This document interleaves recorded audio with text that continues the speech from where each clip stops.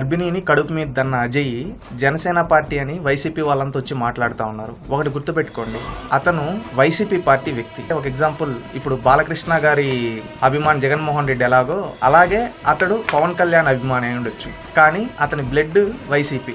మొన్న జగన్మోహన్ రెడ్డి గారి బర్త్డే రోజు జగన్మోహన్ రెడ్డి గారి మాటలు రప్ప సినిమాల్లో అంటే తప్పే ఉంది అన్నారు కదా, ఆ మాటలు ఇన్స్పైర్ గా తీసుకుని ఒక మహిళని కొట్టాడు. కొడితే అతని పైన కేసు అయితే ఇప్పుడు అందరూ వచ్చి అతను వచ్చి వైసీపీ కాదు జనసేన అంటారు. అతను జనసేన కాదు, అతను నిజంగానే జనసేన అయితే వాళ్ళ చెల్లెళ్ళు వచ్చి సాక్షి కిందకి ఇంటర్వ్యూ ఇస్తుంది, జగనన్న కనెక్ట్స్ కిందకి ఇంటర్వ్యూ ఇస్తుంది, జనసేన లీడర్లను అడుగుతుంది కదా మమ్మల్ని ఈ విధంగా హెల్ప్ చేయండి అని చెప్పి. ఇక్కడ దీన్ని బట్టి ఏమర్థమవుతుంది, మీరు అడ్డంగా బుక్ అయిపోయారు. బుక్ అయిపోయిన తర్వాత గతంలో బోరుగడ్డ అనిల్ గారిని ఏ విధంగా అయితే వదిలేశారు, ఇప్పుడు ఇతను కూడా జనసేన అని బుర్ర జల్లాలనుకుంటుంది. తప్పులు చేయడం ఆపి కరెక్ట్ గా ఉండండి, అంతేగాని తప్పులు చేసేసి పక్క పార్టీ వాళ్ళతో పైన తోసేసి మేము వాళ్ళ పార్టీ వాళ్ళు వీళ్ళ పార్టీ వాళ్ళు అంటే జనాలు నమ్మేంత పరిస్థితి లేరు. అడ్డంగా మీరు బుక్ అయిపోయారు. ఈ విధంగా గర్భవతులను కడుపు మీద తన్నడం రపరప అనడం అది మీ డిఎన్ఏ, అది గుర్తుపెట్టుకోండి. జనసేన వాళ్ళపైన బురద చల్లద్దండి. జగన్మోహన్ రెడ్డి గారు చేసే తప్పులకన్నీ టీడీపీకి సంబంధం ఉండదు కదా, అలాగే ఈ అజయ్ చేసే తప్పులన్నిటికీ జనసేనకి ఎలా సంబంధం ఉంటుంది, సంబంధం ఉండదు. అది గుర్తుపెట్టుకొని హుందాతనంగా రాజకీయం చేయండి.